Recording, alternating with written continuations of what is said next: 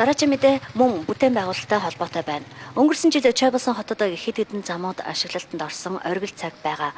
Төв зам асфальтын училтай болж 2-3 дугаар бага зангиат ялалтын чиглэлийн хатуу училтай автозамууд ашиглалтанд орж зам гэж там байсан зарим газруудаа өөдөн татаад авсан. Энэ жил байгаа боломжиндоо тааруулан өвөлтөө өрсөн шинэ голдуу зам тавих ажлуудыг эхлүүлсний эхнийх нь ган хэрлэн компани араар тавигдаж байгаа 100 м орчим төмөр бетонын энэ хэсэг юм а. Одоо хийгдэж байгаа ажил бол ган хэрлэн зочдлын араар гадна гэрэлтгүй явган хүний замтай 100 орчим метр хатуу гочилтай зам хийгдээд одоо гочилтай хийгээд дуусч байна. Цаашдаа зураг төсвийн дагуу ажил нэрвэжлээ. Дараагийнх нь Эсмүгийн буюу Ивэл хорооллын энэ давчин хэсгийн засвар. Энэ бол нь манай хотын анхны асфальтын зам шүү дээ. Нэг удаа хотоос ирсэн нэг хүнтэй Эсмүгээр өнгөрөөд мэрэгжлийн хяналтын газар руу орохдоо энэ манай хотын анхны асфальтын зам юм шүү дээ гэсэн чинь бити худлаа ирээд байгээд итгэхгүй. Бүр бууж ирээд үлдэгдэл хэсгийг нь шорон дороос гаргаж хараад нэрээ тийм байна гэд итгэж үлээ.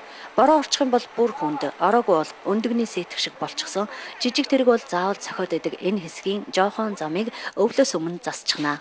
Дундуур явагдах нэг эвдрэлтэй замыг бүр мөссөн хийж засахаар ингээд ажил хийгдэж байна. Ажил одоо явагдаж байна. Хуучин гочилтын хохолоод шин суур цахилгааны холболтын одоо ажлуудыг хийгээд ингээд явж байна. Ажил эрчимтэй явагдаж байна. 3 дугаарт хиймэл нуурын 100 хойтлын иргэдэг тойргоос Отроод руу хүртэлх 160 орчим метр гатуу гочилтой замыг энэ жил эхлүүлж байгаа. Замын тухайд нэгэн сайхан мэдээг саартай хамттан дуулгахад ялалт руу чиглэсэн энэ хэсэг 760 м автозамын ажил он дамжин хийгдэх учиртай. Ингэж хэлэхээр жилийн жилд ярьж илээдэг хаана байгаа юм бэ гэж асуух хүн гарна. Уул нь төсөв мөнгө хөрөнгийг нь шийдчихэд хотын нэгэн компани бариад өгчий гэхээр 3хан айлаас болоод тэд зам дээр нь тэглээд ажлыг нь хийлэгдэггүй гинэ. Айлууд хотын өнгө зүс бүтээн байгуулалтын ажилд гар бие оролцоод дэмжиж туслаад байдгүй юма гэхэд тексад болоод баймаргүй байна. Ялалтын хороол руу чиглэсэн энэ зам ямар хэцүү байдаг вүлээ дээ. Жохон бороо орлоо жолооч зорчигч нар нь ээжийн бүүвэ гэд нэрлэлчихсэн байсан да. Одоо янзалчий гэхээр 3хан айл саад болоод байгаа юм баха. Энэ ажлын хамгийн гол тэгэлсэн саатал бол замын тараас орсон 3 айлын гашааны асуудал шийдэгддэггүй. Замын тараад орсон захиргааны шугам сүлжээний асуудал шийдэгддэггүйгээр ингээд хугацаа алдаж гүйцэтгэгч хүндрэл учирч аймгийн захиалагч аймгийн одоо байгууллагуудад ихэнх одоо төвхтэй байдал үүссэн юм а. Одоогийн байдлаар захиргааны станц захиргааны шугамыг бүрэн хийгээд ердийн одоо гормонд оруулаад ажиллаж байна. Одоо тэн оршин суугчид хэлэм олцохгүй баган хөрөнгө мөнгө нэгдэг.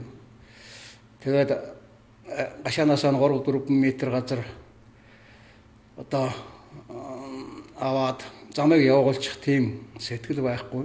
Дараагийн зам барилгын ажил нь өнөөдрийн хувьд нэг хэрэгтэй юу гэвэл үгүй юм байна. 700 м урттай замыг Баян Түмэн сумын морь барааны газар руу тавина гинэ.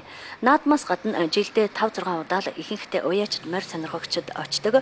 Өөрөөр бол бараг л хэрэг болохгүй шахуу газарт ийм их хөрөнгө хаях хэрэг байгаа юм болоо да.